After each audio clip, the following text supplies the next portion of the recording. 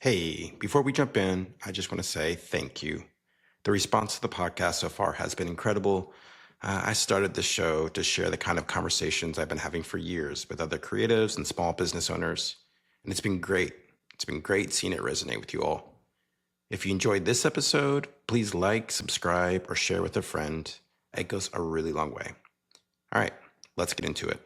Pandemic hit, and I just remember my wife working during the day, and then I would take care of the kids at home, and then I would prep dinner. She would finish work, give her a high five. I would go upstairs and I would work until like 3 in the morning, like do a night shift of my day.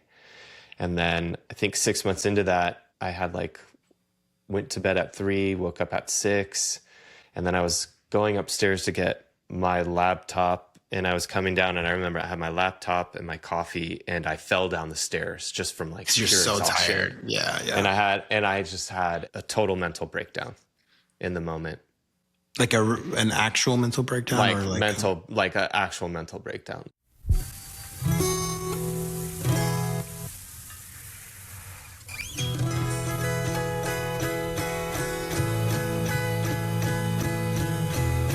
Hey everyone, welcome to The Infinite Errand, a podcast about the work we do before we win as we talk with creatives, artists, and small business owners about where they started, what nearly stopped them, and why they're still going. On the show today, a conversation with Erik Marinovich about the early internet design scene, the rise of personal projects, surviving creative burnout, and what it means to spend your life chasing work that still gives you that feeling.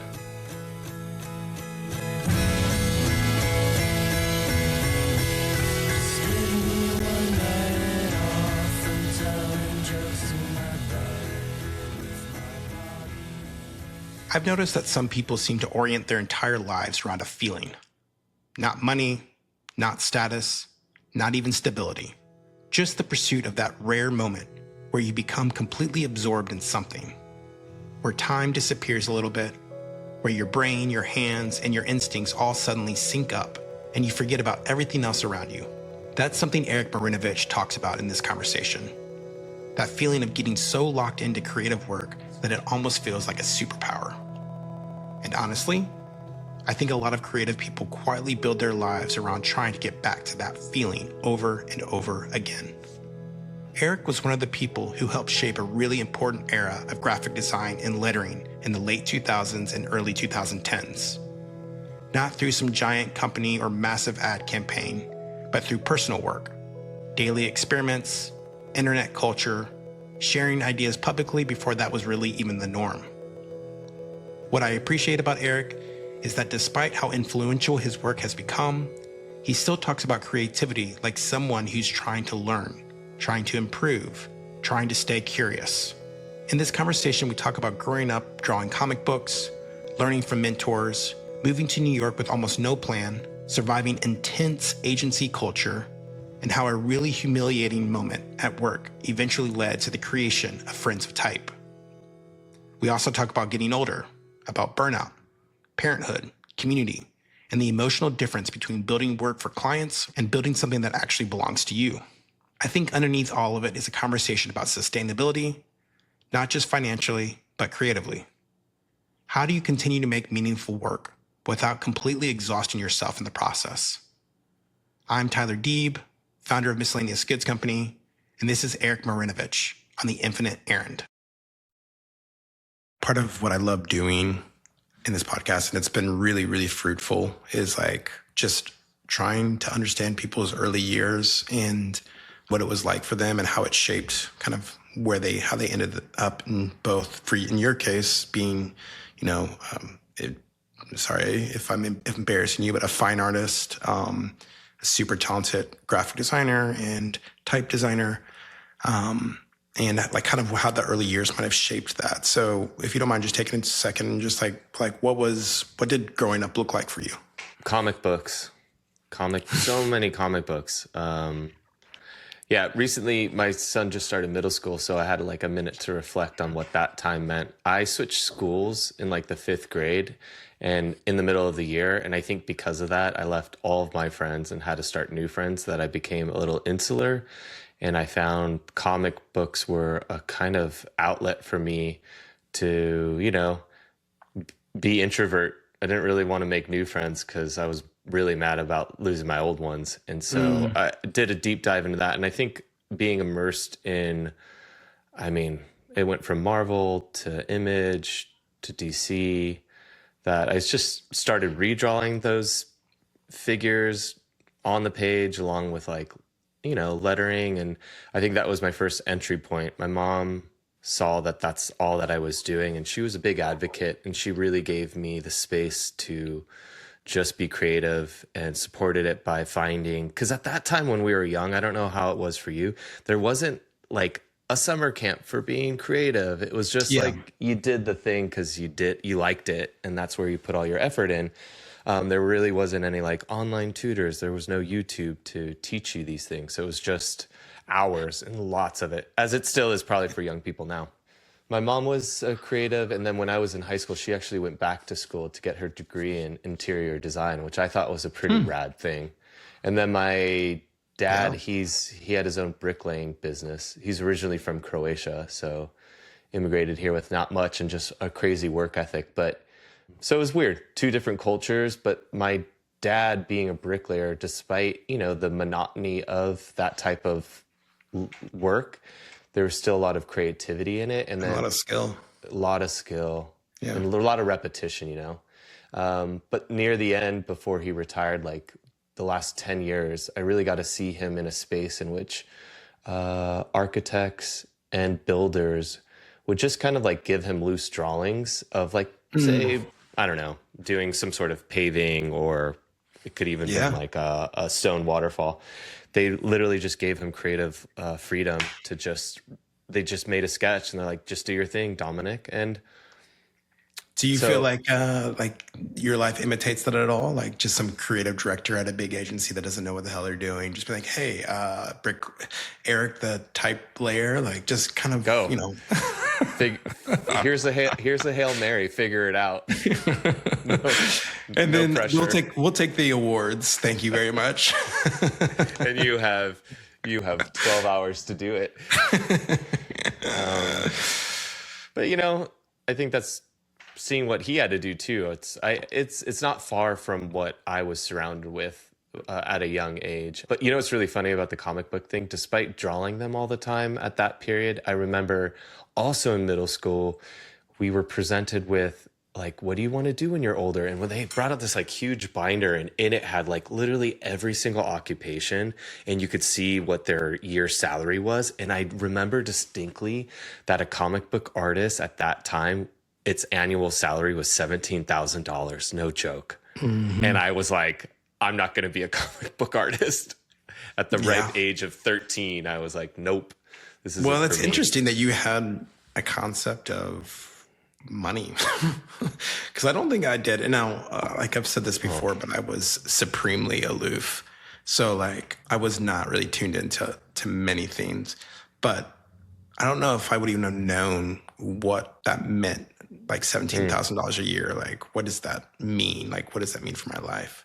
But did you sincerely have like a vision for like how much money you wanted to make and all that? I think it's just being around parents that were always very careful with their money. Because my dad, his type of labor, anytime there was a recession, no one's going to be hiring a bricklayer, Right. Yeah. So, and I remember being young, being like, oh, why can't we turn the furnace on? And they're like, oh, it's a contest to see how late into the winter. Let's talk about that for a second. Was money tight growing up? Again, recessions, they would hit and it would be real. But I never felt it, and they never, they would allude to it in ways of like, we're not going to turn on the furnace for 3 months. And you just figure it out as a kid. Yeah. And just my dad came from a place that was poor, and he has to be resourceful and, grow your own vegetables and produce. And why not? It's easy. Just the time to do it. You make the time to do it. Yeah. And I value that now looking back so much, to the point where I'm like, I wish I had a couple extra hours where I could plant my garden. Now I'm making excuses. So just go out and do it. Do you like look back and see like any similarities between how your parents like approached work and like the way that you approach work now? Yeah, totally. I mean, I've always thought what we do is a trade because it's a big investment in time to develop the skills, and eventually, hopefully, that dedication to honing whatever craft it is, that at some point in your life pays out. Either you work at the right place, you have the right mentor, you have a friend who starts a cool business idea and you're his only creative friend, and then that business is successful. Like all Hmm. of those crazy moments that lead up to hopefully like a window in which you can apply your skills to and have a venue for them to be either appreciated or broadcast upon or shared with. And this is, pre-Instagram too, which now looking back, I'm like, kind of wish we could go back to that time. Oh yeah, yeah. But okay, so to recap, you're into comic books, and how does that lead? What's the next step? Like, what's the next leap into like moving into Yeah. being a designer? Deep down inside, it was always like, I understood I needed to be creative, like, because at an early age, I recognized the time I put into it, like, I really felt happy. Like, I really Mm, genuinely felt it was giving me something that no other, like, sports couldn't do, like, just some sort of hmm. elation. How would you describe that feeling? Time didn't matter. Hmm. Like, You get you lost. could literally, you get lost, you can move a mountain. Like, Hmm. just a soup. I imagine what, like, it feels like a superpower, Yeah, when you're in it. yeah, yeah. The This discovery. is funny. Yeah, I recently finally watched that F1 movie with Brad Pitt and But yeah, whatever. It was don't say fun and whatever, man. entertaining. It's. He spoke like 5 times in that whole movie, but the time he did speak was that point when you're in the pursuit of what you do and the passion you have for it. You find this like bliss moment where for him it was just like you feel like you're flying, like all sound cuts out. It's almost like a tunnel vision. Yeah. I could relate to that, with time spent, even with off devices where it's just pen and paper, getting Hmm. like feeling like that, right? Yeah. To the point where you're like, I know I have things I'm responsible for, but right now, this is what I need to be doing, and it's so good. Yeah. So yeah, so you're starting to experience that, at a young age, and like, you decide you don't want to be a comic book artist. It sounds like you're already Yeah, thinking pretty yeah, critically. Like, were you yeah, already like, well, how do I get that feeling and support yeah. myself, or was I it mean, just? mentors. The next would be like chapter 2 would be mentors. So also in middle school, there's an amazing art program, and my teacher, Mr. Hoffman, was so just incredible to the point where, he's playing classical music in class. And a part of the curriculum was taking like a music test based on what classical music we were listening to for that entire year. He also established this mural project. So any empty space throughout the campus, every year, I believe 1 or 2 murals of a classical painting would be painted by students. And I was on that group, like elective, and then that exposed me to this guy, Chris Halmo, who used to go to my school, but then went to UCLA for film. And he would come out during spring breaks to help us paint these murals. And then I remember he gave me my first bootleg copy of Pulp Fiction. And I remember watching that and being like absolutely blown away. So all these are like stepping stones, right? And I Yeah. think when you look back and you're kind of tracing this narrative of creativity, and I remember watching the movie, I remember the titles too of Pulp Fiction being like, oh, totally lasting impression, even though it was all scrambled in bootleg VHS. Um, and then just Man, remember yeah, that many that people don't like young people don't know that there used to be like a business, and especially in bigger cities. I remember in Philadelphia, it was seemed like every showing had someone in the middle seat with a camcorder. And like you would watch the bootleg version and it would be like people's heads would be in front, and like they would just be that was a real thing that yeah, yeah, it had was its own awesome. little there is something both awesome and ridiculous about it. Yeah. And So you watch Pulp Fiction that way. yeah, Pulp Fiction. And then Chris really exposed me to like what art meant outside of art. Like it could be film, it could be cinema, it could be the music, it could be the soundtrack. So you're an artist. Yeah. Yeah. See, I'm not. Yeah. I'm not an artist. Huh. Really? And I mean, obviously, I'm I not. mean, titles are one thing, right? I think those are organic as well, because depending on your life, you kind of morph into whatever I you get. can make art, but I'm not an artist. So like, and again, I'm not an authority on the topic, and I'm not. But how I usually think about it is like, an artist can appreciate something for its beauty and for its just aesthetic alone. Like it's just something. Its message, its beauty. Like I need a function, and I don't know why I need function to everything that I make. But if it doesn't serve a practical purpose, then I lose all enthusiasm for working on it. So you wouldn't say the things that you make are little pieces of art? No, I think I try to make them look aesthetically nice. And I think I have a skill that I didn't ask for that was just kind of given to me through whatever force you believe in. And, but I think I have a natural inclination to solve aesthetic problems. I think I just am able to do that. Now it's not, it's my way and I've honed it and everything, but art for art's sake is really, it's challenging for me. This is something that I've had to remind myself more recently is when you make things, you really got to make it for yourself, not make it with the intent for the audience you're hoping to capture. Because like if you do it for yourself, you might be lucky to have like 20 people like it versus if you're making it in hopes that 5 people like it, maybe no one will like it. So I've always thought of you as someone who makes something for themselves. I don't mean that. I mean that as a high compliment. Like you Thanks, always man. seem to really care about the personality of the piece. It's always it stands alone. It's a very unique point of view.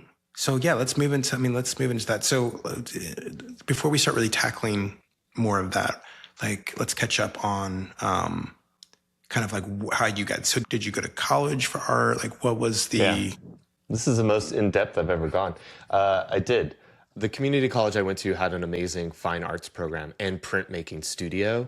And that I think really cemented the idea of being able to have ideas and make them and replicate them, right? Through screen printing or like through intaglio printing.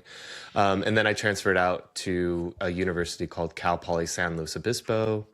And it had a good graphic design program. And I think at that point, I was more interested in the idea of like commercial arts versus like this. What we do is solitary arts to a moment until you're ready to like send it to a client or post it on Instagram. But I was much more attracted to the idea of branding. Interesting. Yeah. And so like I had my shot at even in high school, like making clothes, t-shirt graphics, selling at my friend's skateboard shop, or not his shop, but a shop he worked at on consignment. And I kind of fell in love with the idea of being able to make something printed on a shirt and see if other people would like it. And then in college was cool. It was a good design program, except all my teachers were 1 foot out the door to retire. And they were just, they were tired. Like literally my type teacher. Dude, everyone that works at a university is tired, man. I know, dude. There's something in the water. For teachers. Yeah, it's a lot.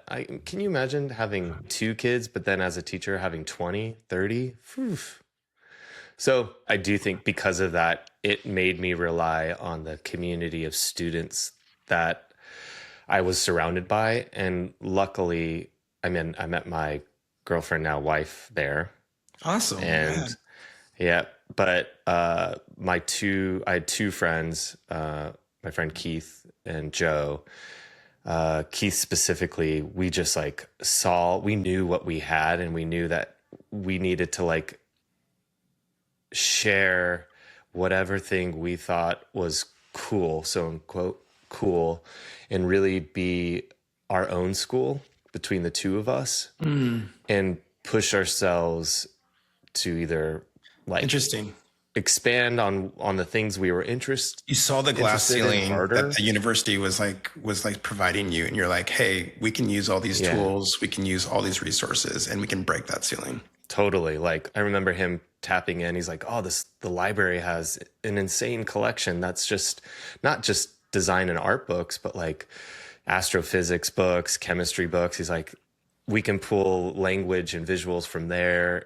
Just that kind of moment where you're like, they're giving How cool. us, teachers are giving us curriculum, but having a friend being like, "Well, what if we just did our own like treasure hunt on this campus, because that's all that we have access to."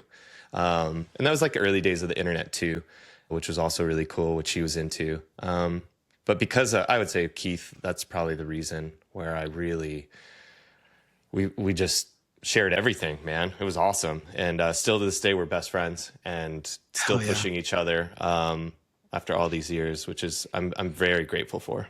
Okay, so to continue from there, like, okay, your future wife, your friend, like, you're kind of building this community and this kind of, I don't know, accountability within the group. Like, hey, we're going to be better than they expect of us. You graduate, I'm assuming. Yeah. And what's the first step out of that? Oh, dude, land into a terrible job market. That's what was up. Ooh, 2007? move back home. What's the year? No, this is earlier, buddy. This is earlier. 2003. Okay. And I God, you got, look so good. I thought we were the same age. You look so good. thanks, man. Feeling good. No, I graduated into a soft job market, and then I went back and got an internship through this couple that originally taught a graphic design class at my community college, and they had a gallery space in downtown San Jose. And I was just like, you don't have to pay me. I just need to be around this. And so I was literally just like helping. Each month they had a show. And so I was just the studio hand, painting the walls, helping artists set up work. And anyways, Was that just to immerse yourself into the community, or what was your motivation behind that? because I was also Because the market was working bad. with yeah, I was also working with my dad, and was at the point where I was basically apprenticing to take over his masonry business, which I did. And I knew it wasn't for me, and he knew it wasn't for me. So it wasn't like he was pushing for it, but he also wanted to survive despite living from home. But that internship became a job, not very well paid, but the fact that they even paid me was huge, because I know, they ran a small studio. They had a design practice through it that they were doing a lot of work for the city of San Jose. But I met so many good artists. I met David Cho through that place. A handful of like amazing graffiti artists. That was really big. And I think the capstone of that was they let me and my old college friend / best friend Keith, they let us have a show there, which was huge. And then I realized after that show, I was like, I don't want to be like an artist showing in galleries, that I wanted to pursue the commercial art, graphic design. And then what really happened was, then I was dating my girlfriend, now wife, Dana, and she was living in Santa Barbara working for a photographer. And I just remember her. She's like, I'm having a garage sale and I'm selling all my stuff, and I'm going to save up to buy a ticket to New York. And it was a hard ultimatum, being like, if you want this relationship to work, like, I recommend you sell all your stuff, save some money, and meet me over there.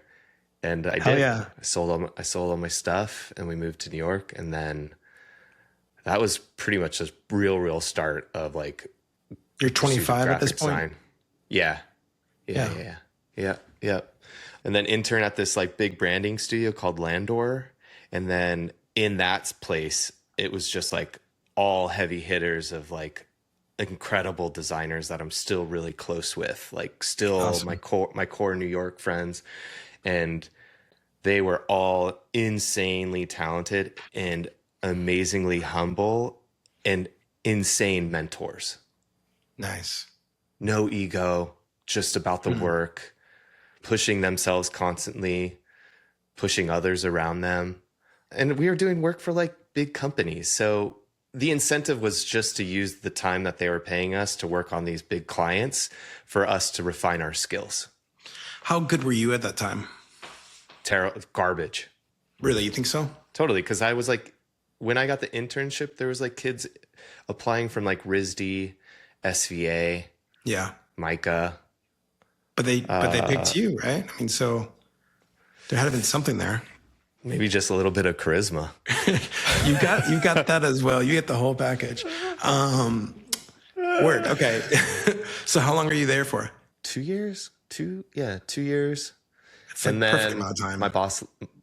my boss left, took me with him to his next job. You know, that kind of story, right? Yeah. Was that contentious between him and the other people? Yeah. Probably, but you're so young, you just don't care. Yeah. And for you, it's like, hey, man, like it's exciting. Let's go do something new. Yeah. Like, It's a net. you know, companies want to own your time, but the thing that they forget is like when they don't give you the space away from it is that more companies do, I think smarter companies do now, but back then it was just Oh, like, yeah. oh, No, you want to take a vacation, you know? Yeah. We were working around the clock, 2 a.m., 3 a.m., just always working. But Monday that through was Friday? Yeah. It was. So you'd get there, what, like 9 or 10 a.m. and then you'd be there till 2 a.m.? grinding. Yeah. And Fuck. a lot of people did leave, but I think the ones that really were, you know, the passionate ones, What's the carrot on the stick? impressing my mentors. Yeah. No, impressing my mentors. Yeah. I'm like, if they're staying late, well, they probably have good reason to too. But What's it's because what's they their loved it. motivation? Yeah, you think it's just because they loved it? The love of the craft. Yeah. And I think knowing that some things just take time to get to that moment where you're like, it's done. And you can't quantify or qualify that until you've found it. And sometimes that means working a lot. Do you think that's healthy? Do you think it was a good way for them to be using their time? For me, yes, because it's like I imagine a pilot flying in the air. The more you do it, the easier it gets, and the more comfortability you have. And I think that was like grad school, to be honest. That was my grad school, that first job in New York. So you had the space, you had the ability to put in that type of work. Yeah. You know, I always came at it too. I think why people liked me is if everyone was going one direction, I would just be the outlier and be like, well, what about this way? They would never pick it, but I think that particular studio and the people that were working there appreciated a different point of view, even if it wasn't right, just to challenge others. It also makes it easier for the client to choose the one they want them to choose. They're like, oh, you're not going to use the graffiti one, obviously, but we'll show it. Yeah. Always being too scared to pick the one that's probably the one that they should have gone with, you know? That's really cool, man. All right. So you moved to the new space with how long how long do you work at the place your boss took you with? Those were all like short sprints, like 1.5 years, 2 years. And then he moved to another one and then took me to that I one. think in your 20s, 2 years is like, I think that's the right amount of time. You've got to keep on moving and learning and growing. Like and talking, I also going back to your energy thing, like how you're pulling these long days. I mean, I think that is the time to do it because when you get our age, like you don't have that same amount of energy. So you really should grind and like learn and just learn in your 20s and then also in your 30s, but definitely in your 20s. Ooh, that was such a great decade. Hunger. And I'm still hungry for it, but you're right that I don't want to be working late unless it's something for me that I'm like crazy passionate about, that I know the only way I can get it done is by adding those extra hours at the end of the day. I don't want to work on anything. I just want, I'm definitely coming off of a long, hard grind of like 10 years. So like I'm I'm I'm like more than anything, I'm really excited about creating security for my family and for Mm, myself and for my team. That's definitely what yeah. motivates me now, which I don't love that that's the truth, but I also accept it and know that I had, like you were saying, like a decade of having a lot of fun and working really Mm, hard and just kind of doing my grad school, which was many different like projects and launches and all these things. I can't remember the last time I've like been like really motivated by a personal piece, but I'm sure it was just a couple weeks ago for you. I mean, I feel like you're working on a fun project all the time. yeah. No, I think if it's not fun, I have to make it fun Yeah. somehow. And but yeah, I just launched a new typeface. That Ooh, was what is it? well, it was in November of last year, but for the amount I'm of sure time it's that was spent on making it, it still feels new. It's called Rotina, and it was a collaboration through Sharp Type, which was also a good mm, learning experience because I wanted this family to be big, but I also didn't have the technical skill set developed for it just quite yet. I knew what I Rotina wanted it to. script.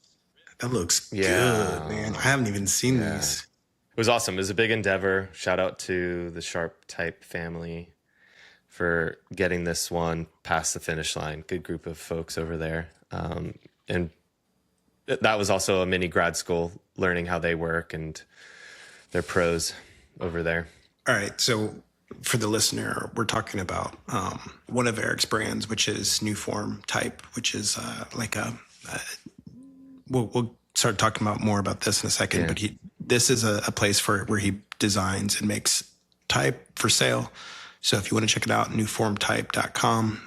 But okay, let's kind of, now that we've kind of let that cat out of the bag, let's kind of move into that. So you're doing all these kind of the agency work, you're moving around, you're Oh yeah. getting this, you're learning super fast. You're working really hard. Now you're kind of approaching your late 20s. How do you start kind of moving into typography? The transition point was moving from New York back to California, where my wife and I are originally from the Bay Area. We just wanted to be closer to home. And at this point back here, I started freelancing for a bunch of small design studios. And this one that I really wanted to work at and get a full-time job, they were throwing everything at me like, oh, hey, can you take photos, right? Can you photograph these, this new packaging that we just made? So it wasn't glamorous. And this one project I was working on, I remember the first meeting for it, I presented the work, and the creative director who ran the studio, he like looked at it and he was just like, you can grab your stuff and go. Fuck. Yeah, I think I'm still dealing with, I was talking about it with my wife recently. I think I'm still dealing with how traumatic that whole experience was. So I literally, 15 minutes into like a 45 or hour meeting, I like grabbed my stuff and left. And I just And what remember like, was he offended? Why was he? I don't even know, man. It was like layouts for some stupid catalog. And anyways, I guess the work that he saw didn't like it, but liked it to the point, dude was just an asshole. So And this wasn't unusual for him to be an asshole. I don't know. Like, Maybe I just didn't see it, but it was there all along. hmm Anyway, so I walked home from that job, and I remember calling my wife and being so upset. And then I went home, and like art is a true form of therapy, as studies have shown, and people who do it have known all along. So I just started like drawing out phrases, and one was really crude and crass. And I sent it over to my friend Errand, who I used to work with in New York, who's still a dear best friend. And Aaron's response was, we should make a website out of this. And I was like, what? What do you mean? And then literally that night, we spent 8 hours, came up with a name, came up with a little logo. He made the website, and we made Friends of Type. oh my gosh, that's how Friends of Type started. This is what, 2009, Yeah. 2000. Yeah. 2009. Yeah. So, for the listener that might not be aware, so like this was a very influential website. And in fact, there's a couple of things happening at the same time. In fact, the first episode I did of this was with Dan Casaro and Christofferson. And so we talked about kind of like the emergence of like type design and type being like the main kind of focus for a lot of creative in that time. And Friends of Type, what was born out of this kind of traumatic experience for you was a huge influence to so many people that were starting to discover how versatile and how interesting typography could be on its own. So yeah, continue your story. I just wanted to stop and say that no, this was like a very big moment for graphic designers. Yeah, it just, and what was so good about it is that was the moment in which I finally I think I finally found the thing in this creative space that I've been searching for the whole time. And then you look back and you connect the dots. You're like, oh, well, that project and this project, oh, I spent probably 70% of the time working on it, just devoted to like messing with the type. And then Friends of Type then became this idea of, in a space on the internet at that time in which everything was just kind of like, it was just aggregating, right? It was like found, where everyone was just kind of like pre-Pinterest, just like, oh, I found something cool, put it on this site, and just here's a big grid of things I find interesting. We came at it with the idea of producing original artwork, at least one piece a day, and knowing that Aaron and I couldn't do that on our own. We then extended Friends of Type to include Jason Wong and Dennis Pyongyang, which were all former co-workers of ours at our first job in New York, and just still good friends to this day and incredible talents. And then we opened it up to people we loved in the creative community, like the Dan Casaros, the Damien Carrells, the Jessica Hishes, the John Continos, that were all kind of on this similar wavelength.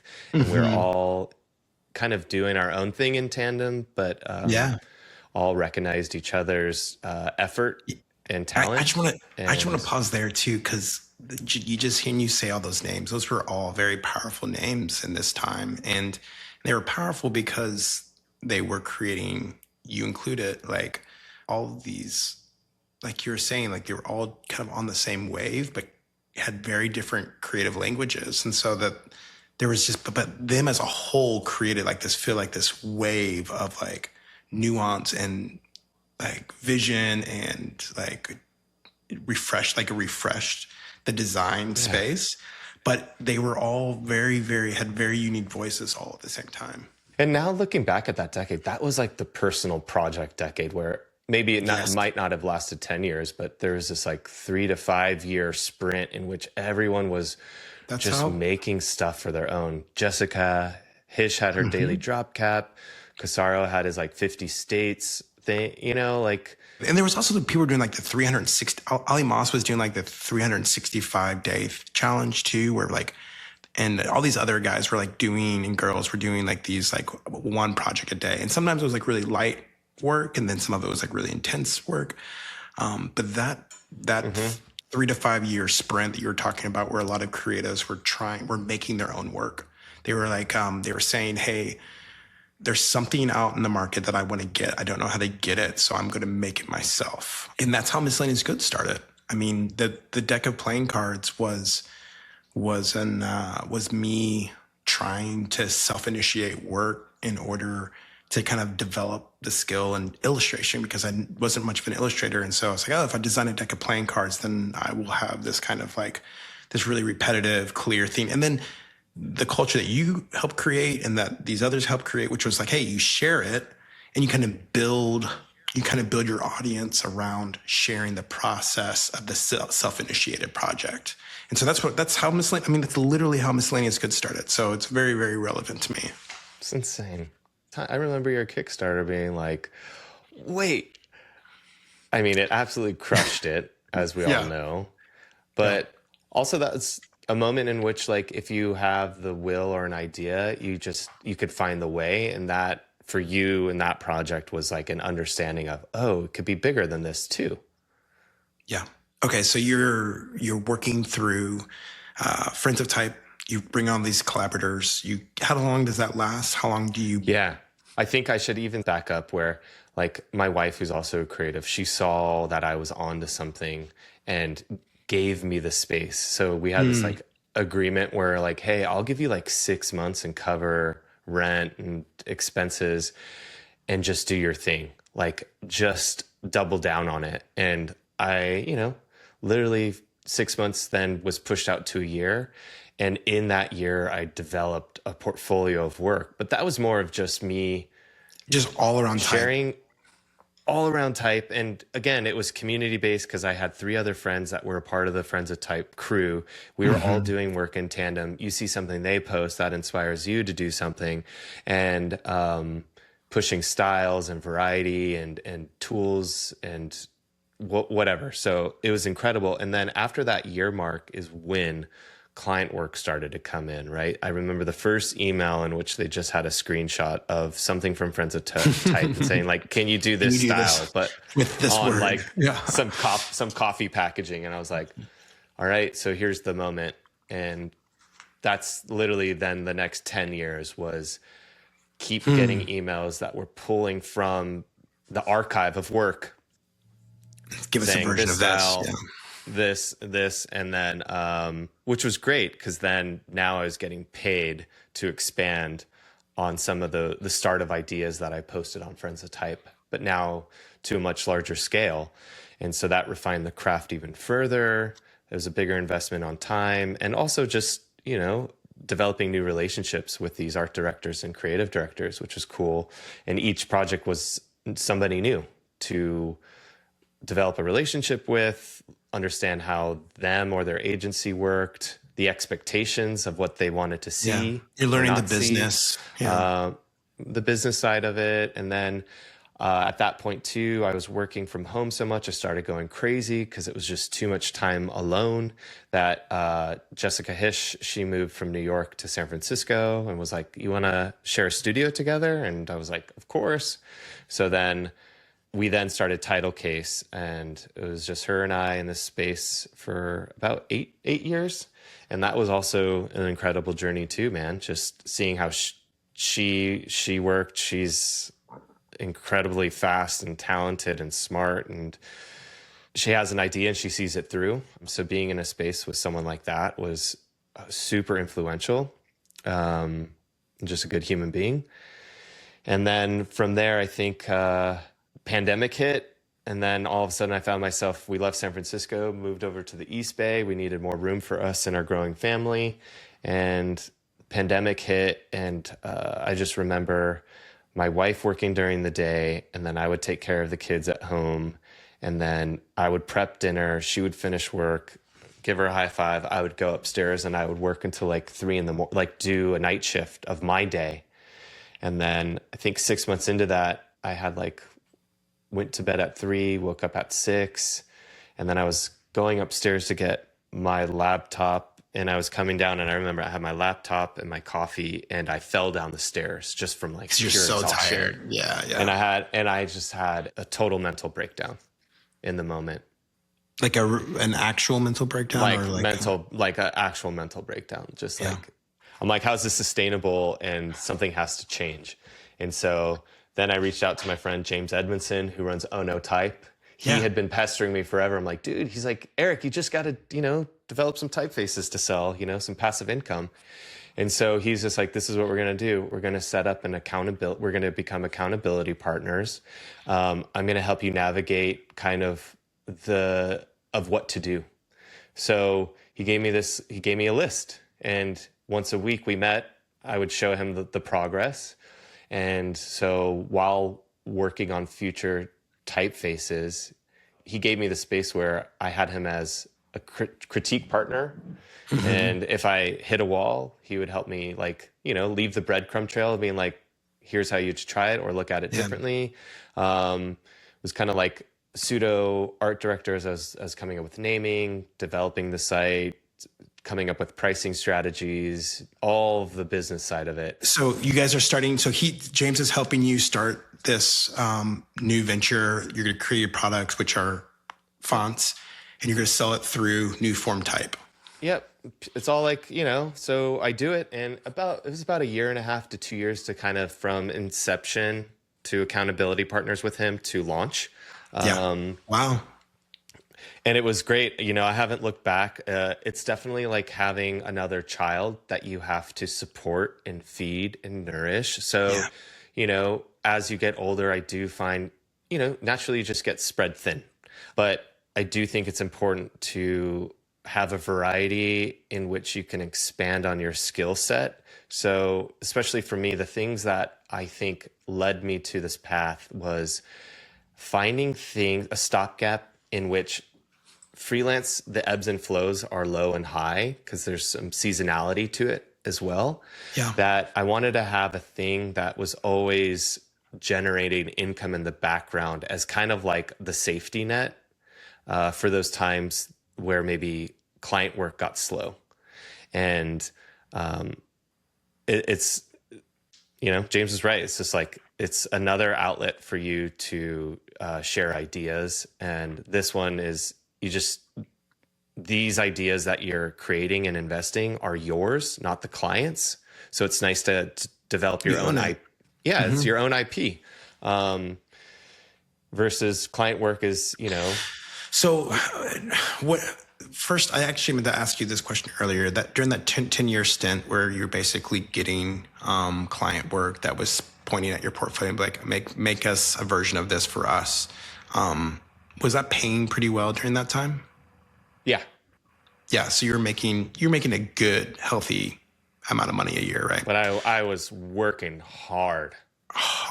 So hard. And something else that I know about you is that it doesn't matter who it's for or what the budget is. You care deeply about the quality of what your output is. Yeah. I think those who know me well and have been in the space to see me work, it drives them crazy.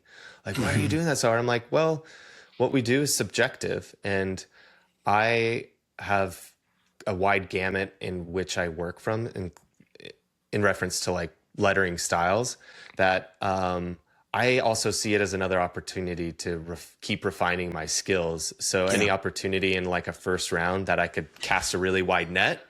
I also know, since this work we do is subjective, someone might tell you that they want this, but they don't actually want it because they don't know how to describe the thing that they don't know they want yet. Yeah. So I often find that you need to present a spectrum of work for them to only land.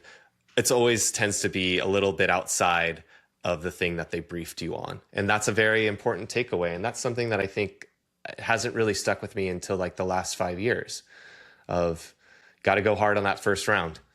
I agree. So you're doing this 10 years. Did you see at the end of that 10 years that it was like lessening, like budgets were getting smaller or like volume was like lessening? Yeah. I think it's like any industry, right? Where at the beginning, there was only a few, and then there was more, and then it became a crowded pool. Yeah. And, like anything, it's supply and demand. And also you have people who are younger and have more energy to time and invest and get better at the tools because there's new tools to access and help expedite your process of making. But all this comes back to taste. Taste is something that you just as an individual have to invest your own time on to figure out what that is, and exposing yourself to just a variety. Is it film? Is it music? Is it conversations with other people that help you develop that? But that's just organic. I agree. And so how much client work do you do now, and how much do you rely on kind of just sales of new form? Yeah. I mean, the goal would be that the new form is my sole income. Yeah. And then that allows me to have more space to do more lettering or creative work that's just for me. Personal. Yeah. Yeah. So the client work, which is lettering, is still subsidizing the new form type work. And I would say it's like 60-40, 60 being client and then 40 being good. Yeah.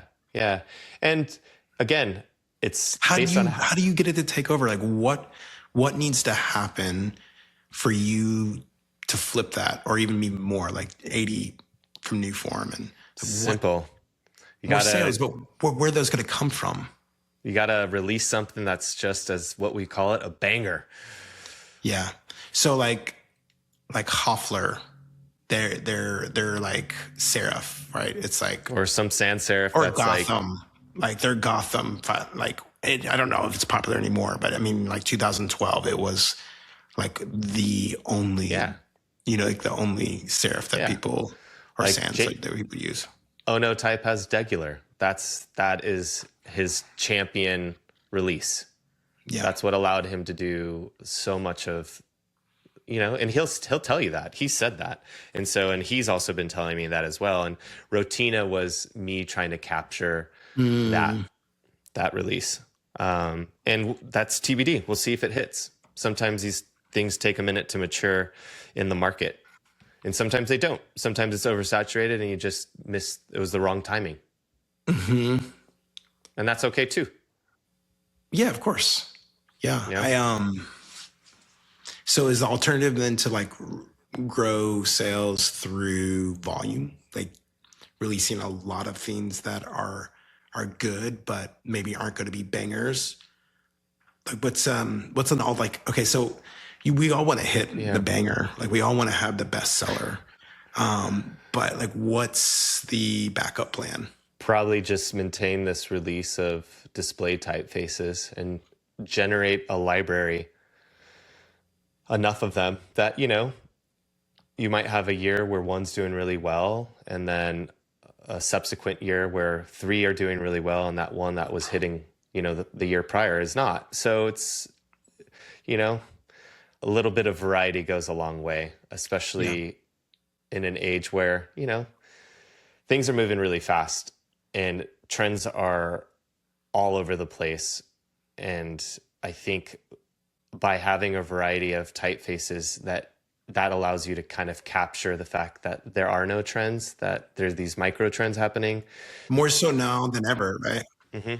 Yeah, just more so now than ever. There's just instead of like these big trends around, there's just tiny like factions of trends. Yeah, yeah.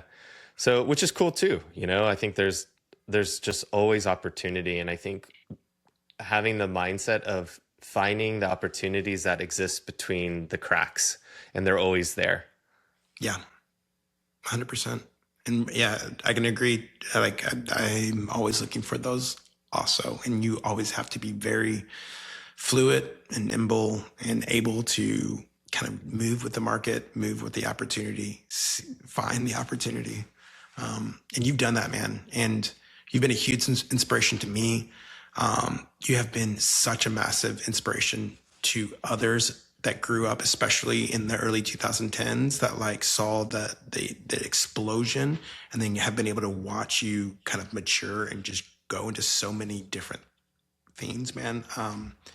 I'm proud to call you my friend. I'm really thankful for your, you said earlier how important like mentors have been to you. And I think that you are an awesome mentor to so many as well, because you lead with such generosity and humility. So like, it just makes it so much easier to kind of feel connected to the world when you feel like there's not, someone you respect a lot isn't a gatekeeper. They're actually like, they have the gate wide open and say, come in, So, yeah, man, before we get off, love to hear like what's next. Like, what do you think you'll be working on? Like it could be anything, personal project or new business or new font, whatever.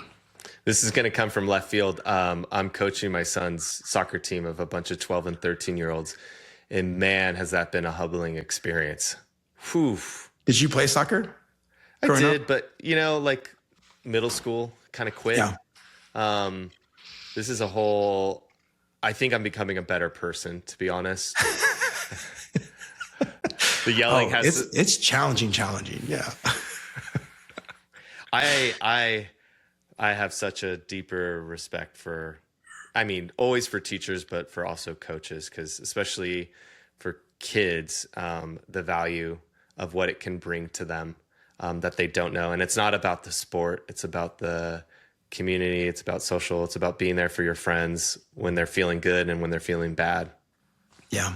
It's huge. And I think that's a reflection on, I think for what I see as my next steps, Tyler, has been community. It's one thing that I valued so much that I think the pandemic really took away.